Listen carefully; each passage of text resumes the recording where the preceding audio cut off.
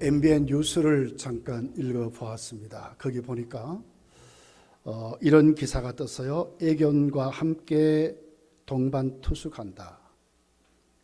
반려동물 패키지가 등장했다. 그렇게 해서 우리나라의 호텔 중에 최초로 워커힐 호텔에서 애견과 함께 잘 수 있도록 그렇게 상품을 만들었다는 거예요.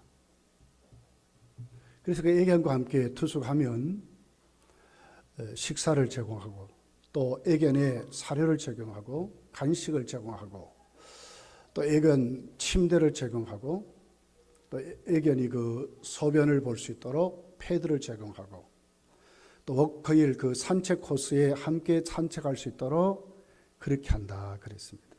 하루에 애견만 숙박료가 세금을 포함하지 않고 15만 원이랍니다. 15만 원도 적은 돈 아니잖아요.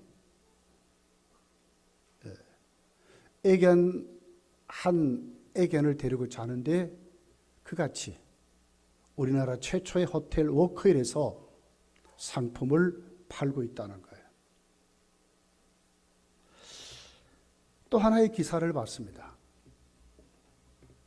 공자의 나라 중국에 있었던 얘기입니다. 수욕정이 풍부지 취욕양이 침부되라. 중국은 소프트 개발을 하고 자신들의 제품을 팔 때 꼭 이 구절을 이어서 판답니다. 부모님을 살아생전에 잘 모셔라. 왜 끝까지 함께 있어주지 않는다. 못 모시면 후회할 날이 있다 하는 내용인 것입니다. 그런데 73세에 수촨성 펑주시에 사는 한 노인 린슈즈라는 할머니가 자녀 4명을 고발을 했습니다. 그리고 소송을 했습니다. 그래서 인민재판같이 그 동네 모든 사람을 다 나오게 하고 옥수수 밭에서 재판을 하게 됐습니다. 73세 노모입니다. 둘째 아들이 집에 살다가 그 며느리와 불화가 있어서 결국 혼자 살게 됐습니다. 근데 살 희망이 없어요. 왜? 생활비도 없고 육신에 질병이 찾아왔어요. 그런데도 아무도 못 모신다는 거예요. 그래서 동네 재판소에다가 고발을 하고 소송을 냈다 하는 뉴스였습니다.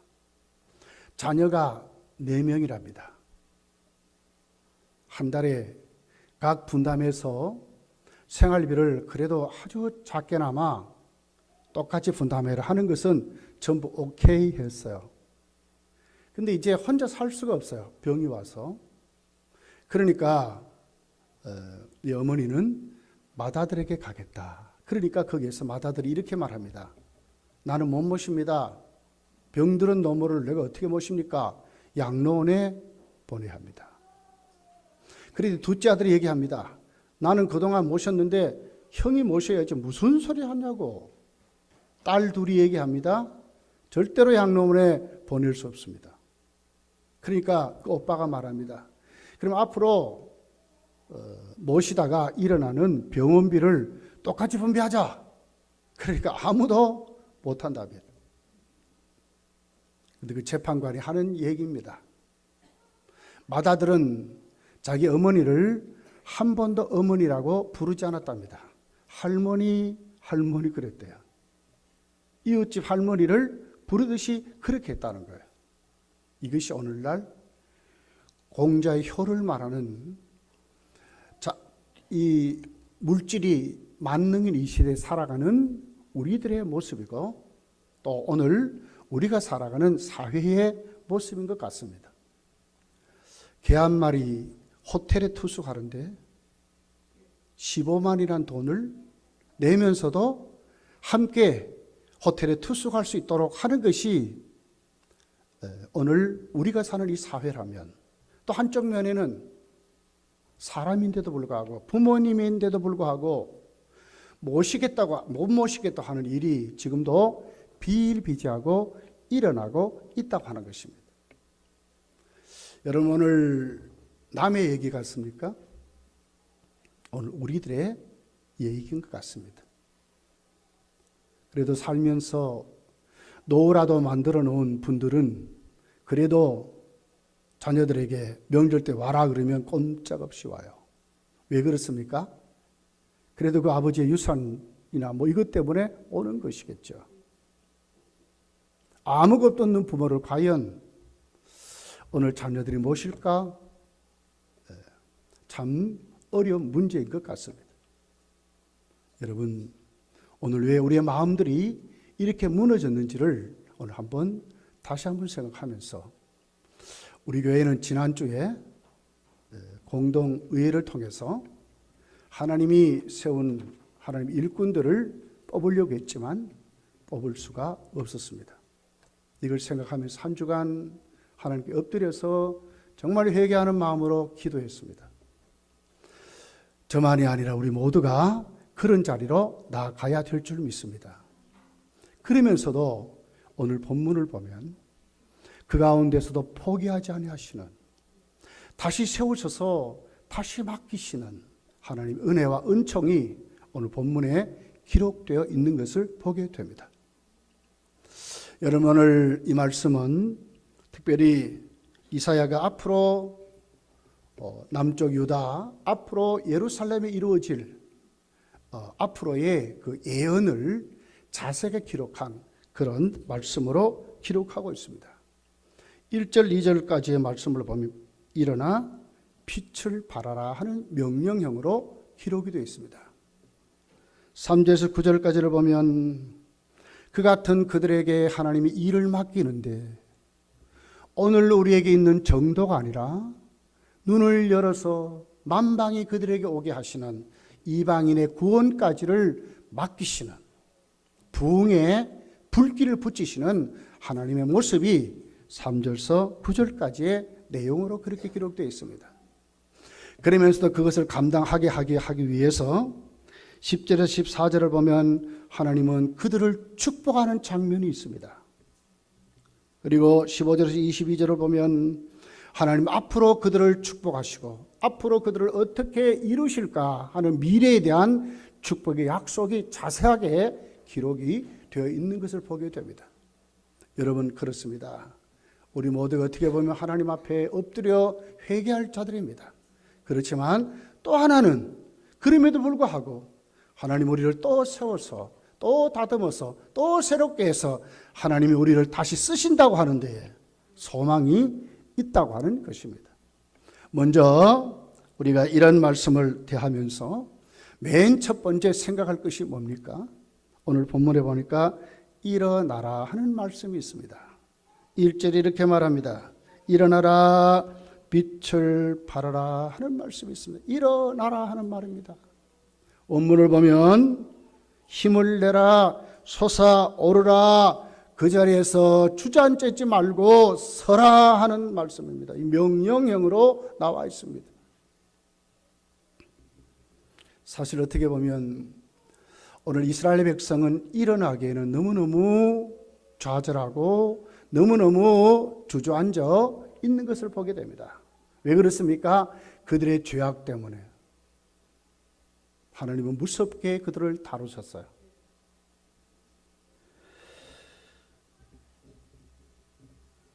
그 말씀을 우리가 자세히 읽어보면 얼마나 이스라엘 백성들은 앞으로 이루어질 특별히 그 바벨론이라는 외부의 그 엄청난 나라 앞에 그들은 전쟁을 하면서 사실은 수많은 고난과 또 나라가 망해가는 것을 경험하게 됩니다. 연호한 젊은이들이 바벨론에 붙잡혀 가게 됩니다. 남아있는 사람들도 먹고 살기도 힘들고 어려운 그런 시련을 겪게 되는 것으로 나와 있습니다. 그러나 이보다 더 무서운 것은 그들 자체가 내부적으로 절망하는 데 있었습니다. 아무것도 희망이 없는 것으로 그들은 오늘 또 좌절과 절망 가운데 있었다고 하는 것입니다. 2절에 보면 그 이유를 자세하게 설명합니다. 보라, 어둠이 땅을 덮을 것이며 캄캄함이 만민을 가릴 것이다. 이유가 뭐죠? 어둠이 땅을 덮는다.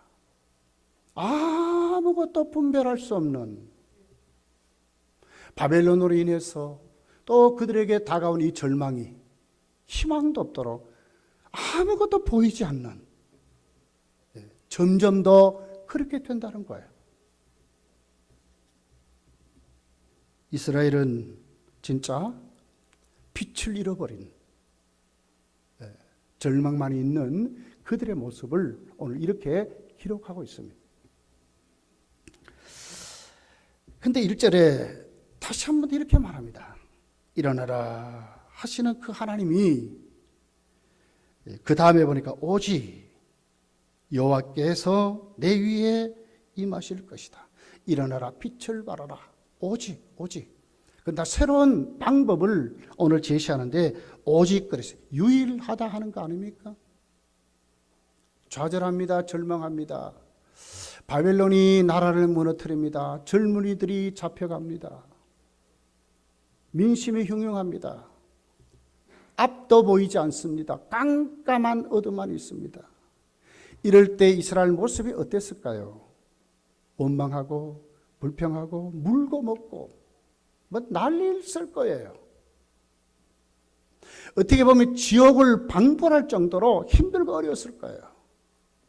그런 그들에게 하나님은 일어나라고 하는 것입니다. 왜 그렇습니까? 오직 단 하나의 방법이 있다는 거예요. 그런 속에서 다시 일어날 수 있는 단 하나의 길이 있다는 것을 제시하고 있습니다. 오직 여호와께서 내 위에 임하실 것이요. 왜 일어날 수 있습니까? 하나님이 너는 버리지 않는다는 거죠. 오직 여호와가 내 위에 임하실 것이라. 하나님으로만이 일어날 수 있는 백성이라는 것을 가르쳐주고 있습니다.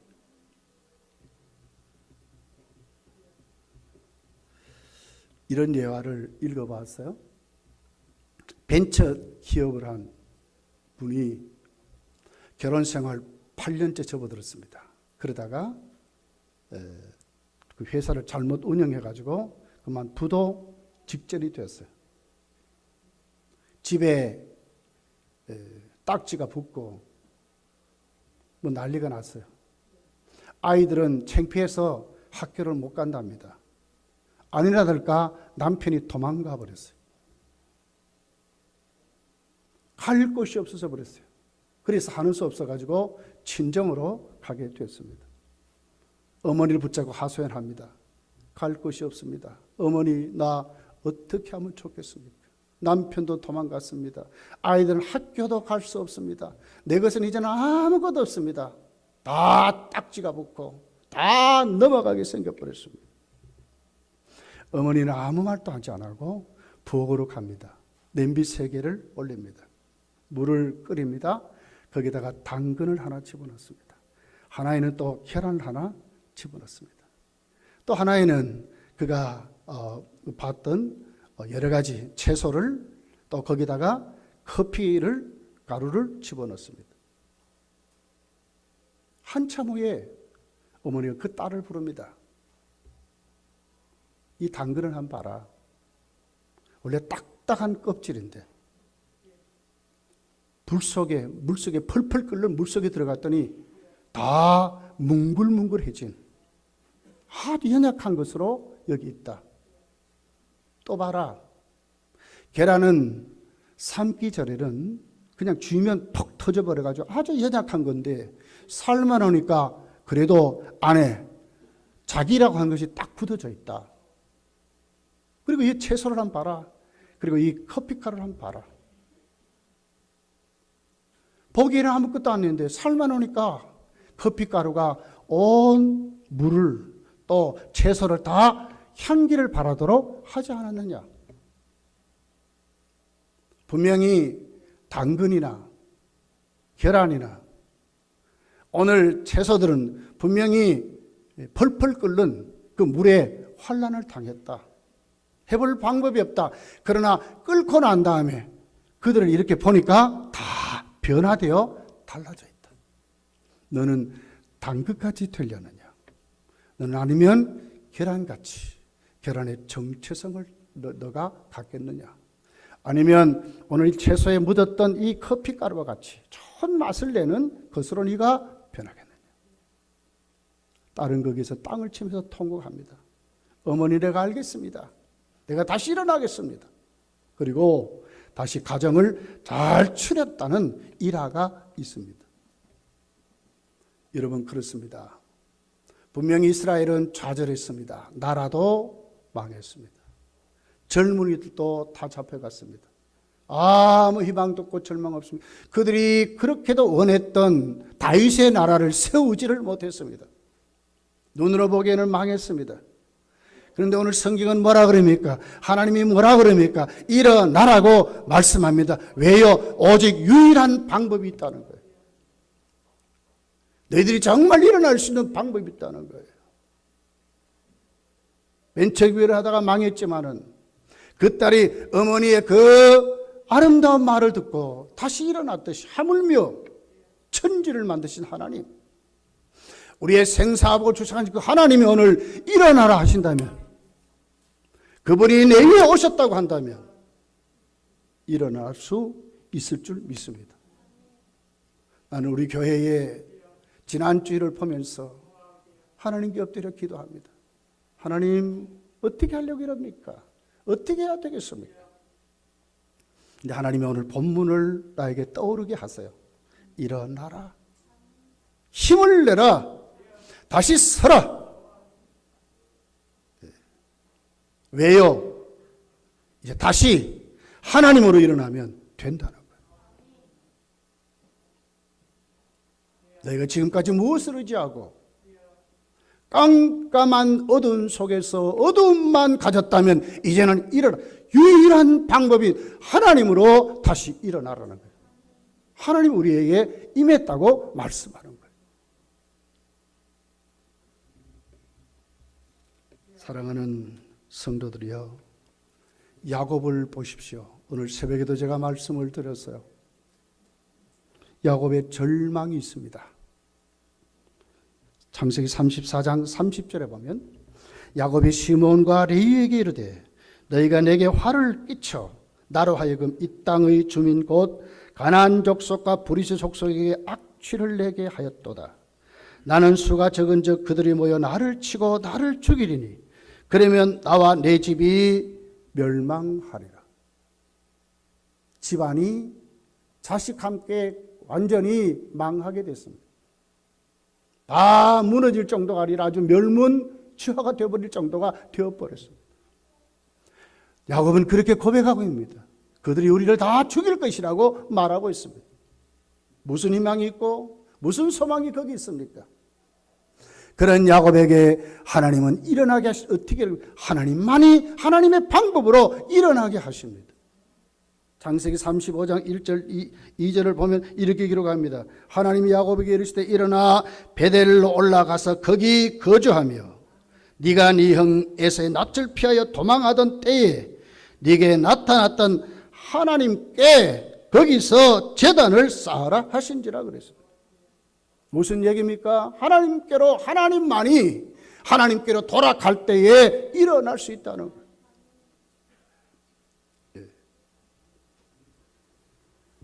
5절에 이렇게 말합니다. 그들이 떠났으나 하나님이 그 사면 거울들로 크게 두려워하게 하셨으므로 야곱의 아들들을 추격하는 자가 없었더라. 누가 해결했어요? 하나님이.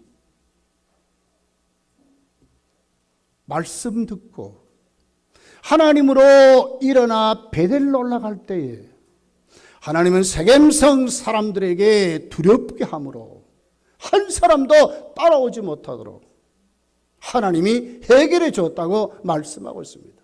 누가 해결했습니까? 하나님이 해결하셨어요. 요한복음 5장 8절에 38년 된 병자가 있습니다. 경쟁에 뒤떨어져 졌습니다. 아무도 도와주는 자 없습니다. 절망하고 있습니다. 그가 원하고 바라는 것은 무엇입니까? 베데스다 연못에 물이 움직이는 것만 기다리고 있습니다. 그런데 예수님이 오셔서 말씀합니다. 일어나 걸어가라고 말합니다. 무슨 방법이 거기 있습니까? 누가 누구를 붙여서 일어나 걸어갈 수 있도록 뭘 해주셨습니까? 아닙니다. 유일한 방법은 뭡니까? 하나님의 말씀을 듣고 일어나면 되는 것입니다.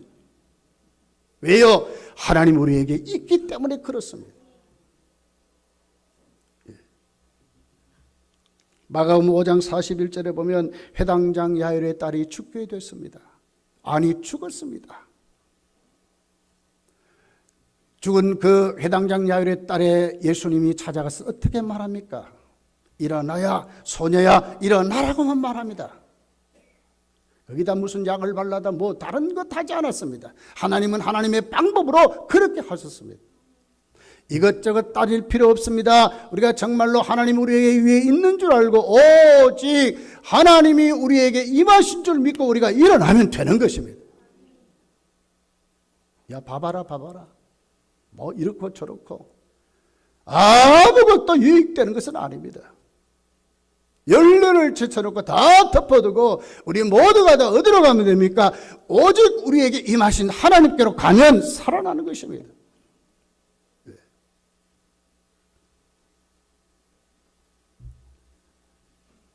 사도행전 3장에 성전 미문에 앉아있던 안진뱅이 베드로와 요한이 만나게 됩니다. 베드로가 이렇게 말합니다. 금과 은은 내게 없지만 나사렛 예수 이름으로 걸어가라고 말합니다. 다른 건 뭐 했습니까? 거기에 예수의 이름 때문에 일어나 걸어가게 되는 것입니다. 교회가 교회다워지고 성도가 성도다워지고 오늘도 하나님이 우리를 사용하실 때 엄청난 복이 있습니다. 3절서부터 9절에 나와 있는 내용입니다. 더 크게 하나님이 쓰셨습니다. 일어날 때 하나님이 엄청난 복으로 그렇게 쓰셨습니다. 방법이 뭡니까? 나에게 있는 것이 우리 모두가 하나님 앞에 엎드려서 하나님께로 돌아가면 되는 것입니다.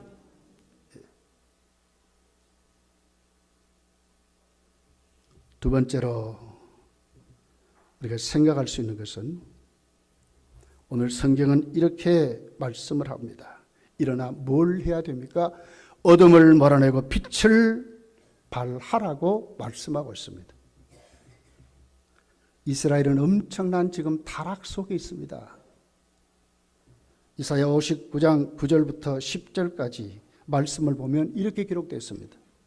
그러므로 정의가 우리에게서 멀고 공의가 우리에게서 미치지 못한즉 우리가 빛을 바라나 어둠뿐이요 밝은 것을 바라나 캄캄한 가운데 행함으로 우리가 맹인같이 담을 더듬으며 눈 없는 같이 두루 더듬으며 낮에도 황혼때같이 넘어지니 우리는 강장한 자 중에서도 죽은 자 같은지라 그랬습니다. 어둠이 그들의 심령을 덮었습니다. 그들의 삶이 어둠으로 꽉 차버렸습니다.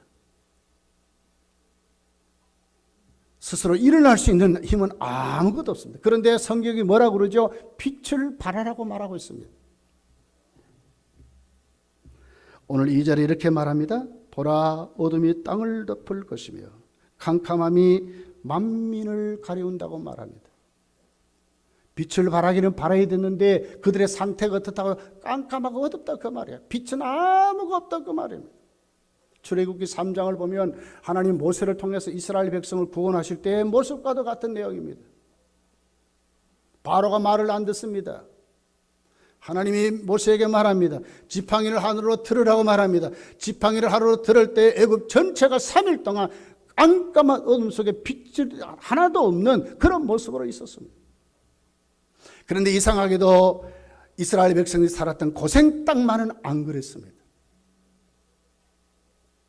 오늘 여러분, 저와 여러분의 심령은 어떻습니까? 우리의 삶의 형태가 어떻습니까? 제가 새벽기도에 호세아서를 지금 강의하고 있습니다.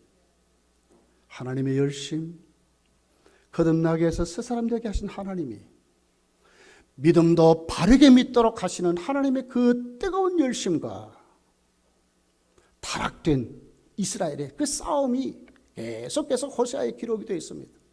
하나님이 포기합니까? 포기하지 않습니다. 끝까지 회개시켜서 끝까지 깨닫게 해서 때로는 때려서라도 하나님이 그들을 회복하는 장면이 그렇게 나와 있습니다. 어둠은 뭐로 바뀌어야 되겠습니까? 빛으로 바뀌어야 빛을 발할 수 있겠죠. 어둠이 그 상태로 계속 있으면 어떻게 여러분 빛을 보여주고 있겠습니까? 요한복음 3장 19절 20절에 이렇게 기록을 합니다. 그 정죄는 이것이니 곧 빛이 세상에 왔을 때 사람들이 자기 행위가 악함으로 빛보다 어둠을 더 사랑하는 것이니라. 악을 행하는 자마다 빛을 미워하여 빛으로 오지 아니하나니 이는 그 행위가 드러날까 함이라. 우리가 어떤 사람이라고요? 우리가 빛을 더 어떻게 보면 어둠을 더 좋아하는 자들이라는 거예요. 여기서 어느 쪽으로 와야 됩니까? 빛으로 오는 자로 세워져야 된다는 거예요. 그런데 문제는 뭡니까? 우리들이 오히려 어둠을 더 좋아하기 때문에 빛으로 오지 않는다고 말씀하고 있습니다.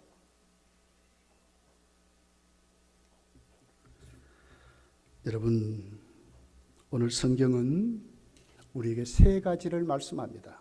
빛이 우리에게 임했다고 말합니다. 하나님의 영광이 우리에게 임했다고 말을 합니다. 하나님의 빛이 임하고 하나님의 영광이 임하는 우리들이 어떻게 표현하고 살아야 되겠습니까? 오늘 성경은 오늘 또 예수 그리스도를 통해서 이루어지는 성령의 하나님의 아름다운 역사를 그렇게 소개하는 것으로 그렇게 나와 있습니다. 1절에 이는 내 빛이 이르렀고 여호와의 영광이 내 위에 임하였음이니라. 2절에 오직 여호와께서 내 위에 임하실 것이요 그의 영광이 내 위에 나타나리라. 19절에 오직 여호와가 네게 영원한 빛이 되며 내 하나님이 내 영광이 되리니. 20절에 여호와가 네 영원한 빛이 되고 내 슬픔의 날이 끝날 것입니다. 무슨 얘기죠? 왜 우리가 어둠 속에서 하나님 앞에 일어날 수 있습니까? 여호와로 일어날 수 있는데 그 여호와 우리에게 무엇을 주십니까? 빛을 주신다는 거예요. 하나님이 영광을 주신다는 거예요. 여기에 깨어진 사람, 여기에 세워진 사람, 여기에 회복된 사람이 오늘도 하나님 앞에 빛을 발할 수 있는 사람으로 세워진다는 거예요. 우리 교회가 이렇게 된다면, 말만이 아니라 진짜로 이런 삶이 우리 속에 넘친다면 하나님 반드시 3절서부터 일어나는 더 큰 하나님 은혜가 우리에게 있어서 더 많은 것을 감당할 수 있는 교회로 하나님이 세워주실 줄 믿습니다. 이 빛을 성경은 뭐라고 얘기하죠? 자, 우리가 뭐라고요? 어둠이래, 어둠. 그렇다면 빛을 우리 와야 되잖아요. 그러니까 무슨 빛이 오느냐 그러면 나는 스스로 절대로 빛을 발할 수가 없고 비칠 수가 없어요. 그럼 어떤 빛이 옵니까? 요한복음 1장에 보니까 예수 그리스도를 참 빛이라고 그랬어요. 그분만이 영원한 생명이라고 그랬어요.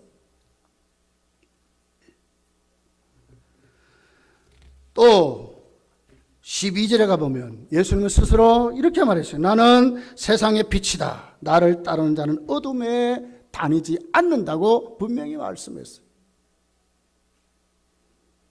사랑하는 성도들이여, 오늘 우리는 사실은 우리 모습을 깨어놓고 보면, 까보려고 보면 저나 여러분이 어떻습니까? 한 주간 기도하면서 하나님께 호소하면서 들리는 소리들이 있습니다. 정말 기도해야 될 우리들이 기도하지 않고 온갖 얘기들이 들려요. 세상에 이래도 되는가? 이래도 될까? 진짜 이래도 될까? 하나님 앞에 중직자를 세우는데 무거운 짐을 진 자를 세우는데, 은혜와 진리가 성령이 충만한 사람 세우는데, 정말 교회 앞에 본이 된 믿음의 사람들 세우는데, 못됐다면 그게 하나님의 무서운 하나님의 역사가 거기에 여러분 개입이 안 됐을까요?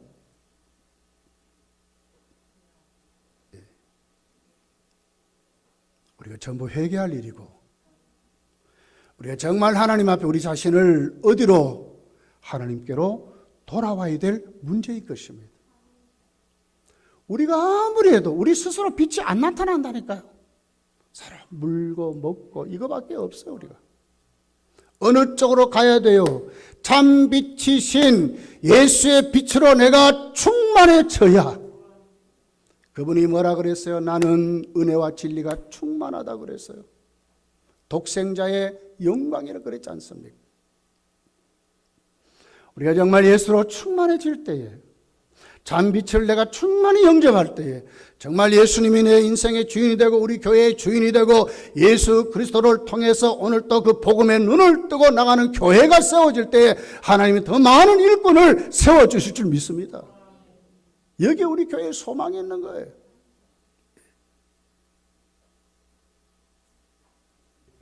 에베소서 5장 8절부터 이렇게 기록을 합니다.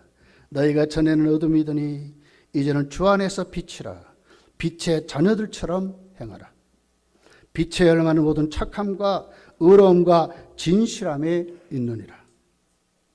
10절에 가서 보면 주를 기쁘시게 할 것이 무엇인가 시험해봐라. 15절에 가서 보면 뭐라고 합니까? 지혜로운 자가 되라. 11절에 너희 열매 없는 어둠의 일을 참여하지 말고 도리어 책망하는 사람 되라. 14절에 잠자는 자들이여 깨어서 죽은 자들 가운데서 일어나라. 그리스도께서 너희에게 비추시리라 하셨느니라. 그러면서 거기에 대한 비결을 무엇으로 제시하고 있습니까? 오직 성령의 충만함을 받으라 하지 않습니까? 하나님의 교회 일꾼을 세울 때에 무슨 자격과 조건을 말했습니까? 성령과 지혜와 믿음이 충만한 사람을 세우라고 하지 않았습니까? 만약에 안 세워졌다면 저나 여러분이나 거기에 미달된 거 아닙니까? 그럼 우리가 어느 쪽으로 가야 되겠어요? 더 예수님의 빛 가운데 가서 내 자신을 내어놓고 회개하고 통곡할 일이 아닙니까? 이것이 우리 교회의 모습이 되어야 될 줄 믿습니다. 그리고 정말 되고 싶은 분들은 은혜와 진리와 성령이 충만한 자리로 가야 되는 것입니다. 여기 우리 교회에 소망이 있고 하나님의 나라에 소망이 있는 거예요. 여호와의 영광이 임해야 되지 않습니까? 그 빛이 임해야 우리가 빛을 발하지 않습니까? 우리 것으로 안 된다니까. 예. 그렇지 않습니까?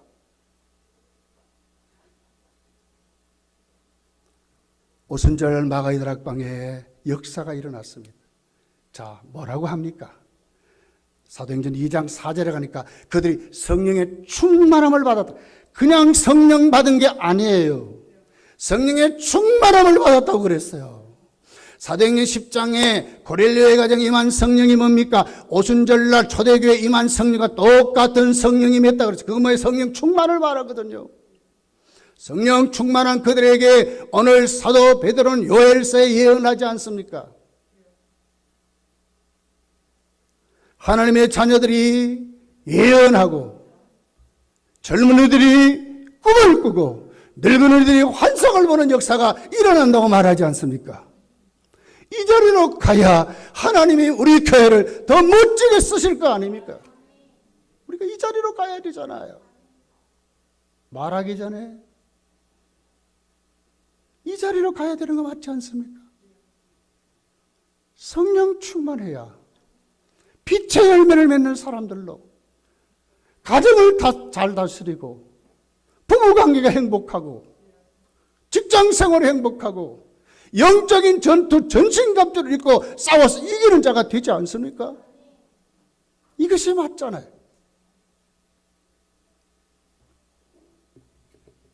사랑하는 성도들이여, 우리의 믿음은 빛으로 오신 그 하나님 앞에 점점 더 빛으로 넘치도록 주님을 영접하고 그분과 살면서 수많은 체험 속에 날마다 정말 빛의 잔을 우리가 세워가야 빛을 발할 수 있는 거예요.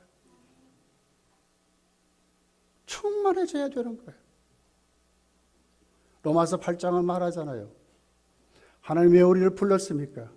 하나님의 아들 예수를 본받게 하시려고, 그의 형상을 본받게 하시려고. 아닙니까? 우리가 다 그 자리로 가야 하나님 우리를 멋지게 쓰실 것입니다. 예수로 충만한 사람들, 빛을 발하는 그 사람들, 어둠을 물리칠 수 있습니다. 내 자신이 개혁되고 변할 수 있습니다. 내 속에는 어둠을 몰아낼 수 있습니다. 어떤 것으로 몰아냅니까? 예수 그리스도의 빛으로만 몰아낼 수 있어요. 그분께 가야 돼요. 교회가 더 많은 일을 감당할 수 있습니다. 여러분의 가정이 더 이웃 앞에 믿는 사람들로 정말 쓰임받는 가정으로 세워질 수 있습니다. 여러분의 것으로 되는 것이 아니라 주님으로 세워지는 가정이 돼야 되는 것입니다. 사랑하는 성도들이여, 여러분 이번에 중직자 선거할 때 머리에 탁탁 떠오릅니까? 누구를 써야 되는 것이 탁탁 떠오릅니까? 먼저 다 작전을 짜가 나와가지고 누구 써자 이런 분들을 썼을지 모르겠어요. 그러나 실질적으로 다 포기하고 정말 쓰려고 할 때 정말 쓸 수 있는 자가 몇 명이나 됩니까? 여러분, 앞으로 우리 교회가 정말 중직자를 세울 때 누구든지 다 쓸 수 있는, 이 사람이면 맞아, 이 사람이면 맞아, 막 이런 교회로 세워져야 될 줄 믿습니다. 넘치도록 하나님의 복이 있어요. 자, 3절부터 한번 보겠습니다. 3절부터 봅니다. 자, 우리 9절까지 한번 읽어보겠습니다. 시작. 나라들은 내 빛으로, 왕들은 내 비치는 내 광명으로 나아오리라. 내 눈을 들어보라, 사망을 보라. 무리가 다 모여 내게로 오느니라. 네 아들들은 먼 곳에서 오겠고 내 딸들은 안겨올 것이라. 그때 네가 보고 기쁜 빛을 내며 내 마음이 놀라고 또 화창하리니 이런 바다의 부가 내게로 돌아오며 이방의 나라들의 재물이 내게로 오미라. 허다한 낙타 미디안과 에바와 어린 낙타가 내 가운데 가득할 것이며 스바 사람들은 다 금과 유황을 가지고 와서 여호와의 찬송을 전파할 것이며 게달의 양무리는 다 내게로 모일 것이요 느바요새의 순양은 내게 공급되고 내 제단에 올라 기꺼이 발음이 되리니 내가 내 영광의 집을 영화롭게 하리라. 저 구름같이 비둘기들이 그 보금자리로 날아가는 것 같이 날아오는 자들이 누구냐? 곧 섬들이 나를 앙망하고 닷새 배들이 먼저 이르듯 먼 곳에서 내 자손과 그들의 은금을 아울러 싣고 와서 내 하나님 여호와의 이름에 드리려 하여 이스라엘의 거룩한 아이에 드리려 하는 자들이라. 이는 내가 너를 영화롭게 하였습니다. 누가 영화롭게 해요? 하나님. 세워지면 이렇게 쓰시는 거예요. 저와 여러분이 이렇게 세워지시기를 예수님 축복합니다. 더 크게 쓰시잖아요. 바벨론의 포레사리로 그전께 비교가 됩니까? 세워지면, 여호와께로 돌아오면, 하나님의 빛을 입으면, 영광을 입으면 하나님이 쓰시는데 어떻게 쓰신다고 만방이 열방이. 4절을 보세요. 내 눈을 들어보라, 사방을 보라, 무리가 다 모여 내게로 오느니라. 부흥이 일어나는 거요. 아브라함에게 약속했던 창세기 13장에 있는 말씀과 같지 않습니까? 너 눈을 들어 한번 봐라. 롯 떠났다고 근심하지 마. 그거 아무것도 아니야. 눈을 들어 한번 봐라. 그 말이에요. 오늘 우리에게 있는 게 아무것도 아니에요. 우리가 하나님께로 돌아와서 빛으로 영광으로 세워지게 되면 하나님이 쓰시면 어떻게 된다고요? 성령 충만한 교회 되면 어떻게 된다고요? 말씀 앞에 세워지면 어떻게 된다고요? 모든 열방이 돌아오는 교회, 정말 부흥되는 교회, 이것을 감당하도록 교회의 재정이 넘치고 말이에요. 여러분의 가정이 복을 받고 말이에요. 자녀가 복을 받고 말이에요. 10절부터 한번 읽어보시라고. 거기에 대한 보장된 복이 거기 있잖아요. 자, 오늘 여기 21절, 22절을 보고 마칠게요. 자, 같이 읽어보겠습니다. 시작. 내 백성이 다 의롭게 되어 영원히 땅을 차지하리니 그들은 내가 심은 가지요 내가 손으로 만든 것으로서 나의 영광을 나타낼 것인즉 그 작은 자가 1000명을 이루겠고 그 약한 자가 강국을 이룰 것이라. 때가 되면 나 여호와가 속히 이루리라.